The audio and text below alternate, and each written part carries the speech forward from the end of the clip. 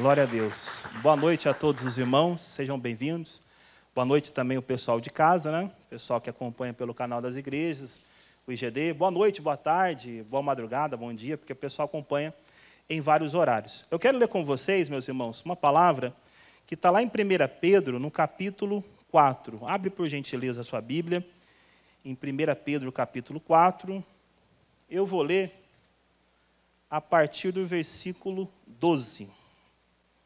Capítulo 4, a partir do versículo 12.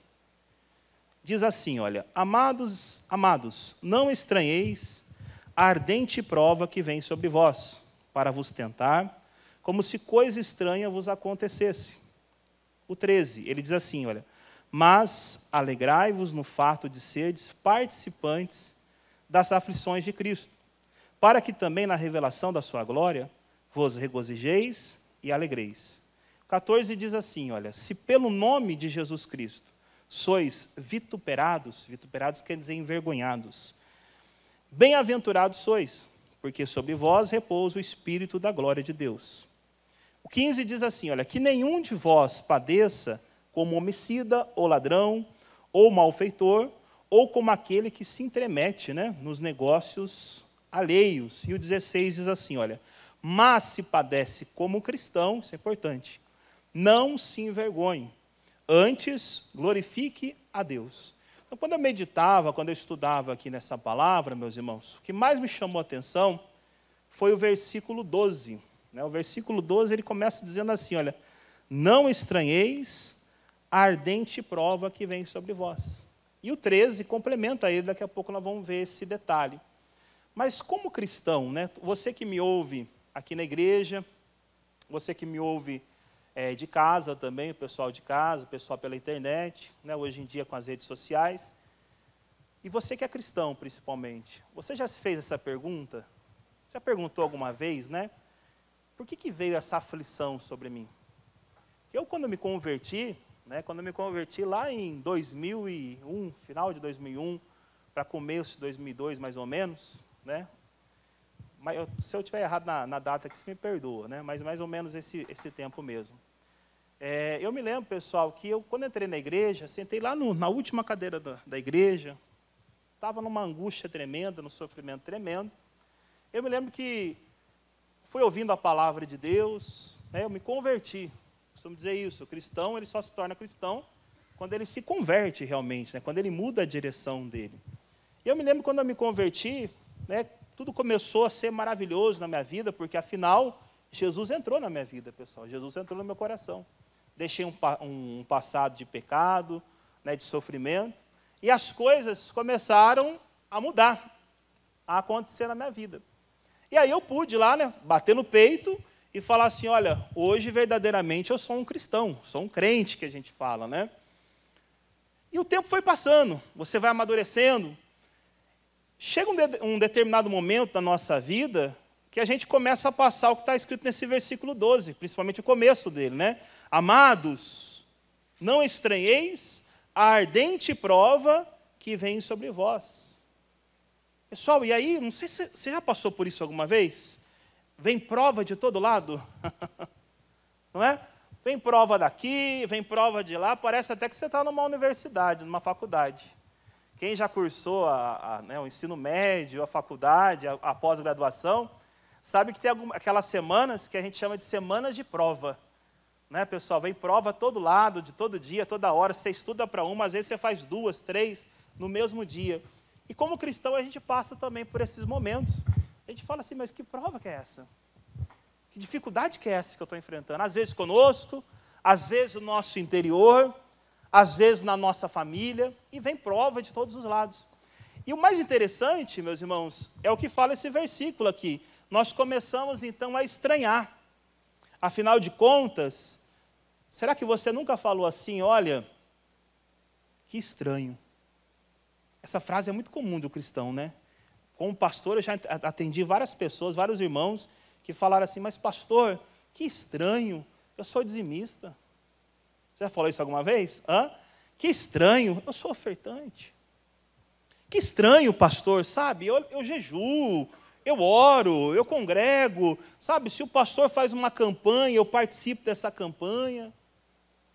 Se o pastor fala, tem que orar 3 horas da manhã, eu levanto, eu oro. Às vezes, né, alguns que ouvem, estão na obra, são obreiros, são até pastores, pregadores.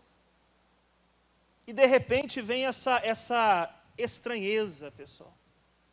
Mas por que está acontecendo? Por que veio sobre mim essa aflição? Aqui ele fala justamente sobre isso, né, sobre prova. Por que veio essa prova? Às vezes de um lado, de outro, às vezes na família. Pessoal, o culto ele fica gravado, mas nós estamos aqui na igreja dia 6, é dia 6 hoje, não é isso? 6 de dezembro de 2020. Inclusive é aniversário do nosso missionário Soares, né? Nós temos que orar pelo missionário, porque é uma data muito especial. Ontem estivemos na sede com ele, oramos por ele. E é uma data muito feliz para nós, no ministério, o dia 6 de dezembro, pessoal. E 2020, pessoal. Quando fala de 2020, o que você pensa? A irmã até fechou, ela fala, meu Deus, pastor, 2020. Pessoal, quando que eu imaginava? Estou pregando aqui na igreja, eu falo muito na igreja isso, né? Estou pregando aqui na igreja, e a gente até acostumou nossos pastores a ler a reação de vocês pelos olhos. Um dia eu estava no escritório, atendendo uma pessoa, pessoal, aí a cliente, né? Ela estava lá falando comigo, aí ela, de repente, eu não sei o que ela falou doutor, o senhor dá licença para eu tirar a máscara? A gente está a uma distância boa, né? Eu falei, pode tirar, não tem problema, a gente está distante, né? Aí ela lembrou, ela foi tirar, ela falou assim, não vou tirar não. Eu falei, por quê? Pode tirar, fica à vontade. Ela falou, esqueci minha dentadura.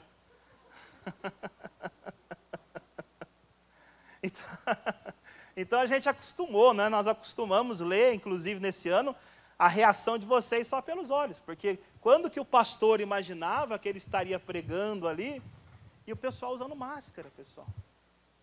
Agora a gente vai acostumando, isso é ruim da gente, né? Não é muito bom, não, se acostumar com coisas ruins.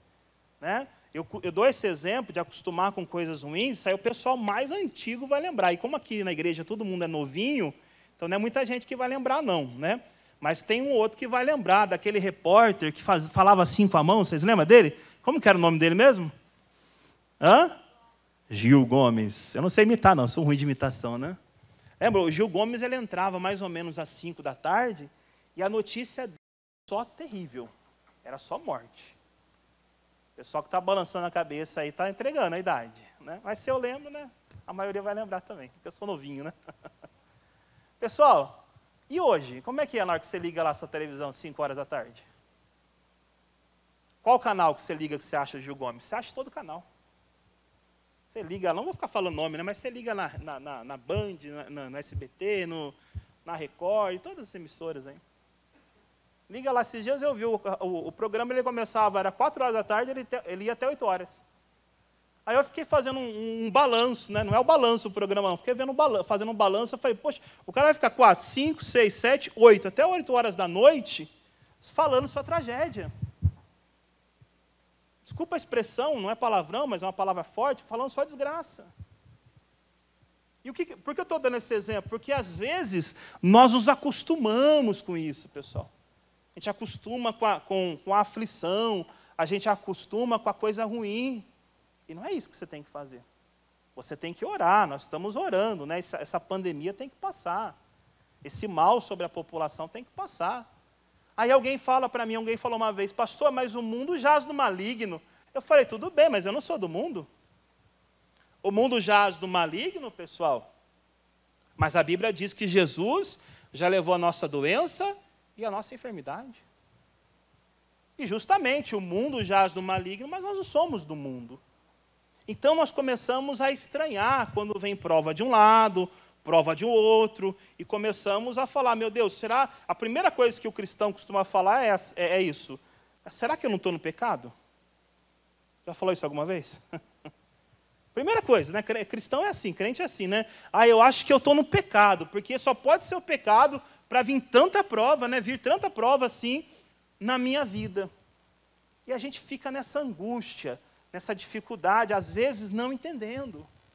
E aí, meu irmão, você começa, o que eu costumo dizer, começa a caminhar numa linha chamada uma linha tênue, uma linha fina, que você tem que tomar um extremo cuidado. Daqui a pouco eu falo sobre isso para você. Mas olha só o que ele fala aqui no versículo 13. Né? Ele fala, no anterior ele diz, como se coisa estranha acontecesse. A gente fica com essa sensação de estranheza. Aí olha o 13 que ele fala assim, ó, mas alegrai-vos no fato de serdes participantes das aflições de Cristo, para que também na revelação da sua glória vos regozijeis, salte de alegria, né? Eu vos alegreis. Então, meus irmãos, às vezes nós vamos ficar nesse ponto mesmo de equilíbrio que temos que encontrar entre as aflições que vêm, e aqui ele não está falando de aflição, batalha espiritual apenas. Ele está falando de aflição especificamente por você ser cristão. Você sabia disso? No mundo tereis aflições. Ah, mas quem quer ter aflição? É o que eu estava falando no comecinho, né? Quando eu me converti, quando eu vim para a igreja, eu pensava assim, poxa, agora minha vida vai para frente e não terei mais batalhas.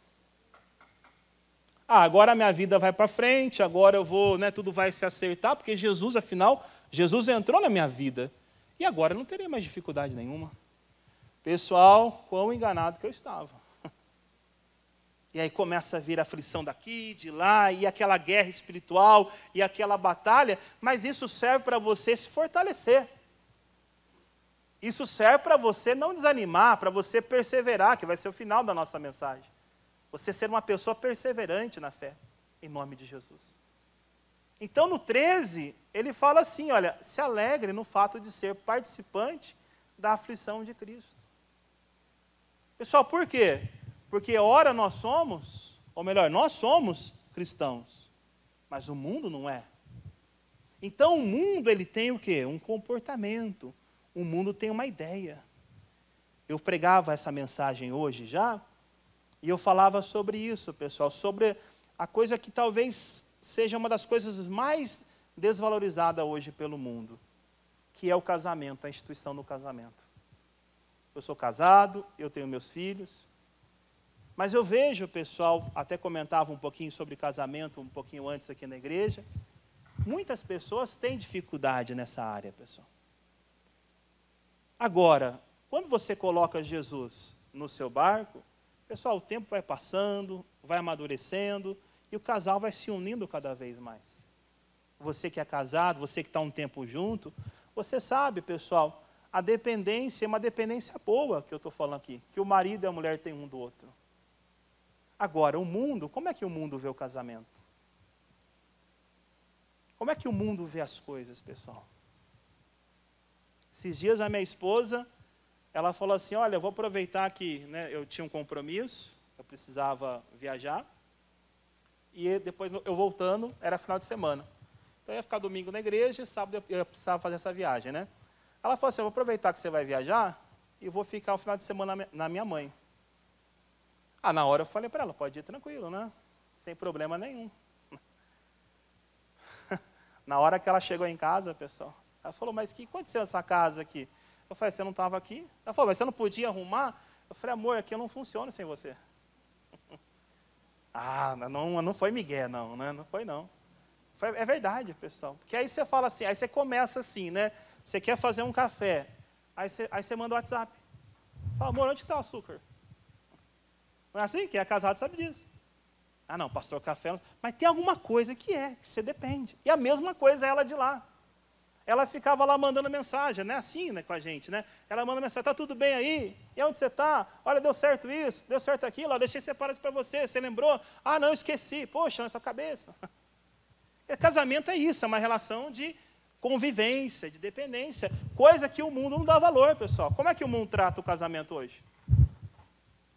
Como é que esses artistas, né, com todo respeito, mas como é que eles tratam o casamento hoje, pessoal? Qual que é o valor que se dá ao casamento? Você que tem um amigo aí que ele não serve a Cristo, que ele não é cristão, o que ele pensa do casamento? Qual é a ideia que ele tem de casamento? Pessoal, o casamento ele é tão bem visto por Deus que Jesus ele chama a igreja do quê? De noiva, não é isso? A igreja é a noiva e ele é o noivo. E a volta de Cristo seria a celebração do casamento. São as bodas do Cordeiro. Quer dizer, a coisa mais importante da pregação do Evangelho, que é a consumação dos séculos, que é a salvação, Jesus dá o exemplo de casamento. E como é que o mundo trata o casamento? Então, pessoal, nós temos o quê? Nós temos um caminho que nós percorremos, e eu digo nós, cristãos. E nós temos um caminho que o mundo percorre, que é outro caminho, que é outra visão. E aqui que eu digo para você, às vezes essas aflições, elas vêm justamente por você ser cristão. Nessa passagem, essa é a aflição que está falando aqui, é por você ser cristão. É por você ter valores cristãos. Valor cristão, dízimo. O que as pessoas falam fora sobre dízimo? Quem não serve a Deus. Valor cristão, oferta, você que é patrocinador. O chamado que você tem, tão bonito. Valor cristão, amor, o casamento, eu falei aqui agora, e tantos outros que a gente poderia usar de exemplo, meus irmãos. Então, eu falo sempre assim, o cristão está caminhando numa direção, o mundo está em outra. E quando eu me converti, quando eu fui iluminado pelo Evangelho, eu mudei de direção, e você também. E eu espero que você que me ouve, em casa também hoje, você assuma essa conversão. Se você fez lá a aula de, como é que fala a aula para tirar, CFC, né? Para tirar carta de motorista, a gente faz a prova de carro lá, prática, né? Ou de moto, ou de caminhão, né? E faz também o cursinho lá, que é de condutores, né? Que você pega um certificado, que é o CFC. Quem já fez? Levante a mão aqui na igreja para mim ver. Muita gente já fez, né, pessoal? Alguns estão até renovando já, né? Então, naquele processo difícil lá de renovar a carta quando tem problemas, né? Pessoal, você que já fez aquela cartilinha lá, não sei se você era igual eu. Eu lembro que sempre que eu via aquela plaquinha, assim, aquela placa assim, ó, para cá e para cá. Como que é o nome dessa placa? Uma setinha, assim, ó, uma seta para cá e vira para cá. Como é que é o nome dela? Vira à direita, não é isso? Não, calma, você está dando spoiler. Né? Você está dando spoiler. E tem a outra que é para cá e para cá. Como é que é? Não fala. Vira à esquerda. Todo mundo fala assim. Todo mundo que não tirou carta, ou que foi reprovado. Porque qual que é o nome certo, irmão? Conversão à direita, conversão à esquerda. Proibida a conversão à direita, proibida a conversão à esquerda. Conversão. Se converter, o que é, pessoal? Você está numa direção e, de repente, você fala assim, não, eu vou mudar totalmente a direção. Conversão é isso. É isso que você fez. É isso que eu quero que você faça. É isso que eu fiz. Então, eu não posso pensar, meus irmãos, com a cabeça do mundo. Quando eu penso com a cabeça do mundo, eu não estou convertido. Para uma série de coisas que hoje vem e bate na sua porta lá, passamos um ano aí de eleições, ideias, pensamentos, que não é a pessoa que Deus é contra, mas a prática que ela tem. E quantas pessoas estão defendendo práticas que a palavra de Deus não é a favor, que a palavra de Deus condena. E quando vê o cristão, meus irmãos, ou ele está já pendendo para esse lado, lembra que eu falei daquela linha tênue? Ou o cristão ele vai passar por esse tipo de aflições. Vitupério, essa palavra vitupério que a gente leu, ela quer dizer envergonhar-se. Mas não envergonhar-se por você, envergonhar-se porque o outro está tentando fazer você se sentir envergonhado. É o vitupério por Cristo. É o vitupério por você servir a Jesus, não ir à igreja apenas, que hoje, graças a Deus, é mais comum. Eu sou da época que não era muito comum. Eu sou da época que a pessoa colocava lá a Bíblia debaixo do braço, a pessoa falava que estava carregando uma rapadura. O pastor Jaime fala muito sobre isso, né? Aquela época que as pessoas, elas eram mais ainda diferentes por serem cristãs. Hoje, graças a Deus, mudou muita coisa, pessoal. Porém, o cristão, ele vai, de alguma forma, ele sempre vai contra o mundo, porque ele é convertido. E por você ir contra o mundo, pessoal, às vezes, a pessoa ela vai tentar te envergonhar por Cristo. É isso que está falando, é esse tipo de aflição. Isso serve para tudo. Isso serve lá, meus irmãos, Para a sua profissão, qual a sua profissão? Eu, como falei para vocês aqui, além de pastor, também sou advogado. Você sabia que há pessoas que não contratam advogado porque ele é cristão? Sabia disso, pessoal? Às vezes eu falo para a pessoa assim, eu sou advogado, né? Mas eu também sou pastor. Tem pessoa que ela fica super feliz. Quantos que eu já atendi que a pessoa falou, nossa, que bom, né? Além de tudo é um homem de Deus.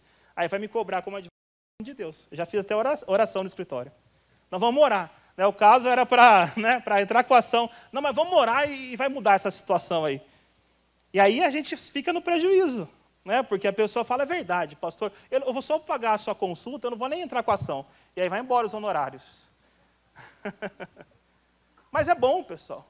E tem o lado oposto, que é aquela pessoa que fala assim, você é pastor? Então eu prefiro fechar com o outro lá. Por quê? Porque vai ter que mentir. Eu falo, não, olha, eu poderia falar isso, mas eu não faço, não. Eu vou usar aqui nesse processo, nessa causa aqui, as provas que eu tenho. Não, mas não dá para a gente forjar, para a gente mudar, colocar uma assinatura aí, não dá. Então eu não quero. Então tudo bem. Então na minha profissão, na profissão de vocês, é a mesma coisa. Porque você é cristão, às vezes a pessoa vai querer causar o quê? Um estranhamento, um envergonhamento, né? Em você, por você servir a Jesus. Agora, olha o que está falando aqui. Não estranha. Não estranha a prova que vem sobre você, como se algo estranho, né, acontecesse. Não fique surpreso, como se fosse, nossa, o que está acontecendo? Está acontecendo ou estão acontecendo algumas coisas porque você serve a Jesus. Porque você se converteu, você falou, não, meu Deus, eu quero servir ao Senhor. E Pedro também diz, nós estamos em Pedro aqui, né? Ele também fala assim, olha, se alguém quer servir Jesus piamente, de uma forma idônea, vai padecer perseguições. Eu não quero perseguições, eu quero me parecer com o mundo. É impossível. E a Bíblia fala, você não precisa abrir, mas você pode anotar, a Bíblia fala lá em Salmo 73 de um homem que passou por isso. O nome dele é Asaf, né? O Salmo 73, você pode ler depois todo o Salmo 73, mais especificamente no versículo 2. Ele fala, bom é Deus para com Israel, né, para aqueles que estão limpos de coração. Aí ele fala assim, mas quanto a mim, ele diz, eu quase que me desviei. Eu quase que, escorreguei. Faltou um pouquinho assim. Pouco faltou para que eu escorregasse, para que eu me desviasse. Aí ele diz o motivo, ele fala assim, olha, porque eu tinha inveja. E a Bíblia fala inveja. O que é inveja? Resumidamente, é você querer ter ou ser o que o outro tem, o que o outro é. Ele fala, eu tinha inveja do ímpio. Eu tinha inveja dos malfeitores. Quem que é o ímpio? Aquela pessoa que não conhece a Deus. Ou melhor, o ímpio é aquela pessoa que conhece a Deus, conhece a palavra de Deus, mas não pratica a palavra de Deus. Conhece algum ímpio por aí, meus irmãos? Às vezes podemos ser nós, não devemos. Mas se eu conheço a palavra de Deus e não a pratico, eu estou praticando impiedade. Mas a pessoa lá na empresa, no trabalho, na igreja, tantos lugares, né? A pessoa, olha, ela até fala de Deus, mas olha, quando você vai conhecer a pessoa, a prática dela mesmo, ela não pratica a palavra de Deus, não. E tudo vai bem para ela. Não há apertos. O Asaf fala assim, olha, não há apertos na sua morte. Tudo vai bem para ele. Poxa, eu sei que a pessoa, né, ela faz as coisas de uma maneira que não é correta, que não é idônea, que não deve ser feito, principalmente por um cristão, mas ele vai, faz, e mesmo assim parece que as coisas vão bem para ele. E o Asaf começou a sentir inveja dessa pessoa, do comportamento deles. E ele falou, olha, faltou pouco para que escorregasse os meus passos, porque eu tinha inveja dos malfeitores. E no caso dele, você vai ler depois, quem já conhece sabe disso, no Salmo 73, ele fala assim, até que eu entrei aonde? No santuário, não é isso? Entrei no santuário de Deus, e aí os olhos dele foram iluminados. Aí ele percebeu o quê? O final dos ímpios. Que não há aperto, né? Melhor, que não tinha aperto, né? Mas aí ele viu, não, agora sim eu vi que eles vão como a fumaça, né? E quando o ímpio cai, não há quem o console, não há quem o levante. A gente costuma dizer que quando a mão de Deus pesa, meu irmão, não tem o que se fazer. Porque o ímpio não consegue ter um comportamento que teve lá, meus irmãos, lá em Isaías fala do rei Ezequias. O Ezequias, quando ele viu que tinha que colocar a casa em ordem, o que ele faz?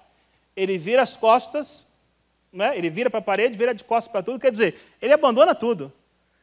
Ele fala, não quero me importar com mais nada, o que eu quero agora é a presença de Deus. Ele ora, ele fala, Senhor, se lembra de como eu fui fiel. E ele começa a fazer a oração dele, pessoal, o Isaías, o profeta, está indo embora, está lá no pátio. Quando ele está no pátio, Deus fala com ele, volta e fala para Ezequias, te dou mais 15 anos de vida e de paz.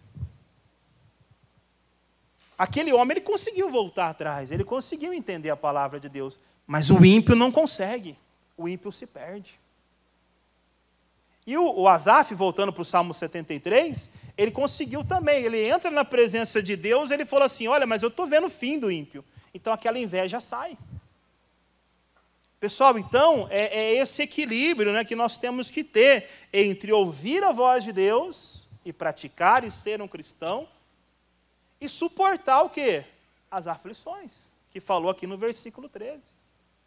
Olha, suporta essas aflições que vêm contra você. Pastor, como é que eu suporto? Vamos dar uma olhada, pessoal, a gente vai encerrar ali em Hebreus, no capítulo 10. Versículo 32. Aqui nós vamos complementar, né, o que nós vimos até agora. Ele fala assim, olha, lembrai-vos, porém, dos dias passados, em que depois de ser desiluminados, lembra que eu disse? Aquele momento da conversão, né? Você foi iluminado, olha só, continua. Suportastes grande combate de aflições. Lembra-se disso, meus irmãos. E olha o 33. Em parte, fostes feitos espetáculos com vitupérios e tribulações, e em parte fostes participantes com os que assim foram tratados. 34. Porque também vos compadecestes dos que estavam nas prisões, e com alegria permitistes a expoliação dos vossos bens, quer dizer, a perda dos bens por um favor maior. Sabendo que em vós mesmos tendes nos céus uma possessão melhor e permanente para sempre. Continua. Não rejeiteis, pois, a vossa confiança, que tem grande e avultado galardão. Galardão é presente, né? Recompensa muito grande Deus tem para você. 36. Porque necessitais do quê, meus irmãos? Paciência. Você e eu precisamos de paciência. Para que depois de haver desfeito a vontade de Deus, possais alcançar o quê? A promessa. O Asaf, ele estava perdendo a paciência. Ele estava deixando de perseverar. Ele estava começando a se esquecer, nós lemos aqui no versículo 32, que um dia, assim como eu, assim como vocês, que um dia ele foi iluminado. Ele estava começando a se esquecer que um dia ele estava num caminho de perdição e ele se converteu. Lembra lá da plaquinha de trânsito? Ele se converteu, falou, não, agora eu vou por aqui, que é seguir Jesus. Ele estava se esquecendo de tudo isso. Ele estava perdendo a paciência. E por que ele estava perdendo a paciência? O versículo 33 falou aqui, olha, depois de haver desfeito a vontade de Deus. Ah, mas eu fiz a vontade de Deus. Possais alcançar a promessa. É só esperar, meu irmão. É só esperar. Fala para o teu vizinho assim, olha, espera, fala para ele. Que Deus responde conosco. Você está de máscara, né? Mas dá para ouvir, né? Espera. Espera. Deus responde a gente com 3 palavras. Com 3, né? São 3 as respostas de Deus. Sim, não e espera. E esperar é fácil. Esperar é uma moleza, não é verdade, pessoal? Alguma vez já foi numa consulta no médico, ficou a tarde toda? Quem já foi? Uma maravilha, né, pessoal? A gente fica lá, né, a tarde inteira. Principalmente se for no Sistema Único de Saúde. E às vezes vou no INSS. E penso para ir, banco. Quer dizer, você fica lá, você mexe a perna daqui, você mexe a perna de lá, você pega, hoje é celular, né? Você pega o celular, acaba até a bateria. e não foi atendido ainda. Esperar é ruim, pessoal. Esperar não é fácil. Mas aqui ele está mandando você esperar. Espera. Porque quando vier a promessa, a resposta, o cumprimento da promessa, vai valer a pena. E a maioria das pessoas não sabe esperar para tudo, pessoal. Eu costumo dizer que a gente é a geração Nissim Miojo. O que é a geração Nissim Miojo? Fica pronto em 3 minutos. É a geração Nissim Miojo. 3 minutos, está pronto. Nem macarrão a pessoa espera para fazer. Ela coloca lá tudo, lá, mistura tudo e fala, não, tem que ser 3 minutos, porque falou que a embalagem quer 3 minutos. E se aparecer, não vi até hoje, mas se aparecer um que fica em 2 minutos, ele compra de 2 minutos. Que é a geração que quer tudo na hora, que não sabe esperar mais. E Deus fala aqui, olha, cumpriu a sua parte para com Deus, agora você tem que esperar. Porque Ele tem um tempo certo para mim e para você. Espera. Asaf, voltando para o Salmo 73, o entendimento, o Asaf não estava sabendo esperar. Ele começou a olhar, falou, olha o ímpio, hein? O ímpio não tem aperto na sua morte, para ele é mais fácil. Olha aquela pessoa lá, nossa, olha a igrejona que ele tem, que ela tem. Eu não gosto de ficar usando nomes, né?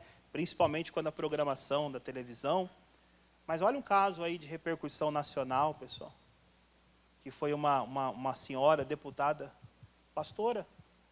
Não estou fazendo juízo de causa aqui, né? Porque eu não conheço, deixa a justiça julgar, mas olha só, pessoal, acusada de homicídio, a gente falou a palavra homicídio aqui hoje. Se você lembrar lá em 1 Pedro capítulo 4, a gente falou sobre isso, né?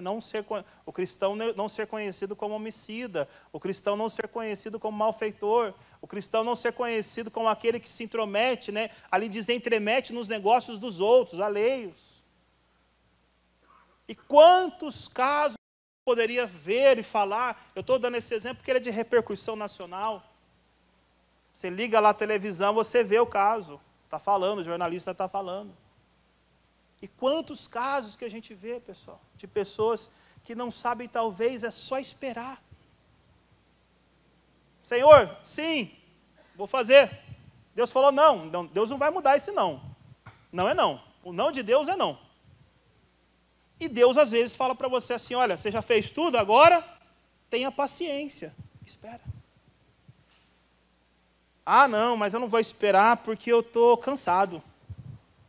Pessoal, cansaço é um sentimento.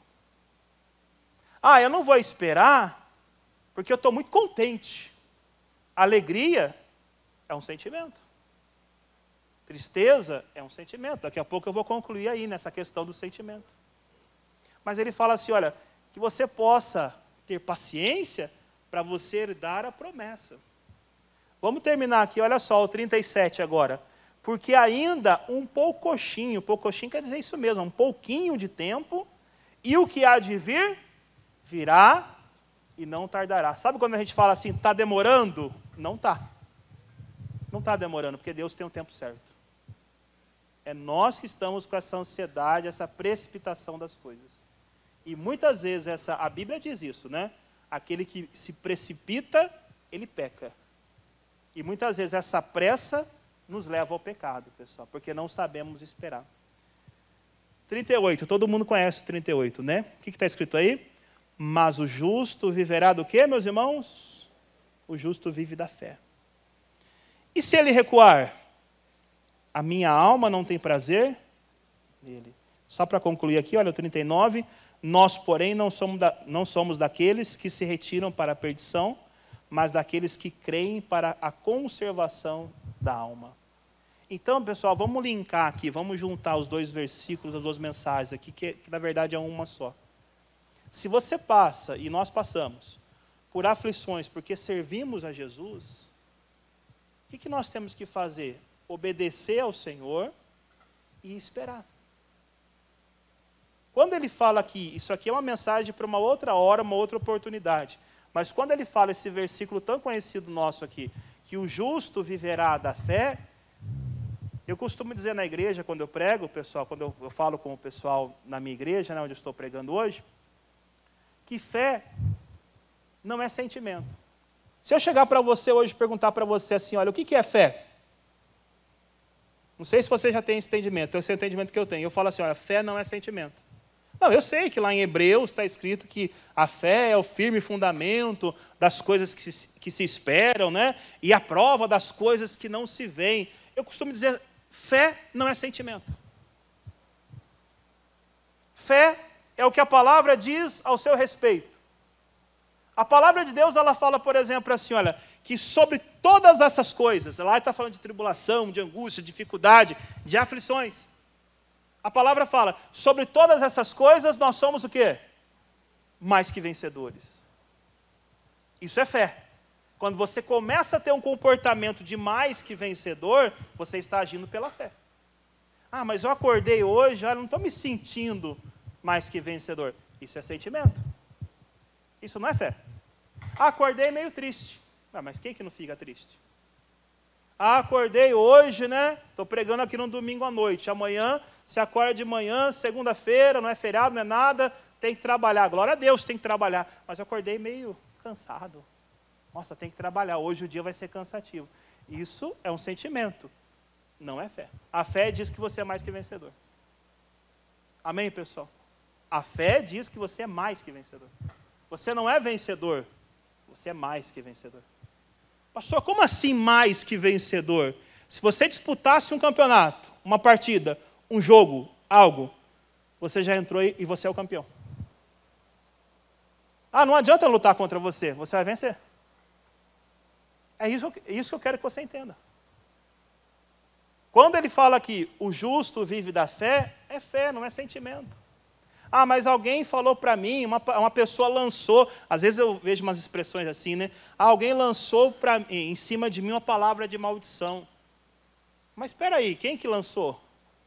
Porque a Bíblia está falando que você é mais que vencedor.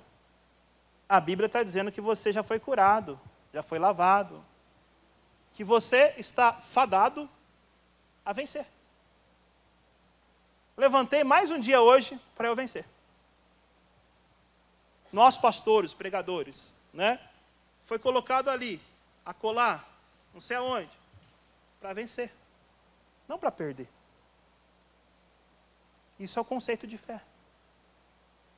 É isso que a palavra fala ao seu respeito. E não que você vai perder, ou para você viver por sentimento. Ah, eu fui traído, né? Ah, alguém me injustiçou, né? Tô me sentindo injustiçado. Isso é sentimento. Deus fala para você que você deve viver pela fé. Deu para entender a mensagem, pessoal? É isso que eu gostaria de compartilhar com vocês nesse momento, tá bom? Fica com essa mensagem no seu coração em nome de Jesus. Né? Deixa o Espírito Santo falar mais com você. Aqui eu estou pregando 2 textos que estão... Eu estou tirando, né, o texto aqui, mas não está saindo do contexto, o todo. Mas fica uma dica para você. Leia depois o capítulo 4 todo de 1 Pedro e o capítulo todo de Hebreus, capítulo 10 também, para você entender todo o contexto, porque vai ter mais coisas ali ainda que vai ser importante para a nossa fé. E podendo também, leia lá Salmos capítulo 73, também todo, que você vai entender que o Asaf, ele entrou no templo. Quando entra no templo, quer dizer, ele foi iluminado, a gente vê essa expressão aqui, ele se converteu. Lembra que eu falei para você, e você tenho certeza que passou por isso, se não passou, está passando agora. E você de casa vai se converter, talvez seja o dia hoje da sua conversão. Quando você vem para Jesus, a sua vida muda, mas muda radicalmente. Você se lembra lá, quando você se converteu? Dos seus amigos? Quantos amigos você tinha? Pessoal, eu tinha muito amigo, mas muito mesmo. Só que os meus amigos, a gente se reunia só para fazer coisa que não era boa.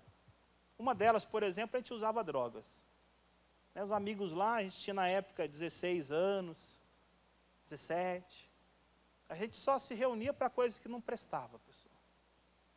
Um dia, né, no dia que eu me converti, eu cheguei para os meus amigos e falei assim: amigos, eu estou indo para a igreja. Olha, não uso mais isso, não faço mais aquilo, agora minha vida mudou.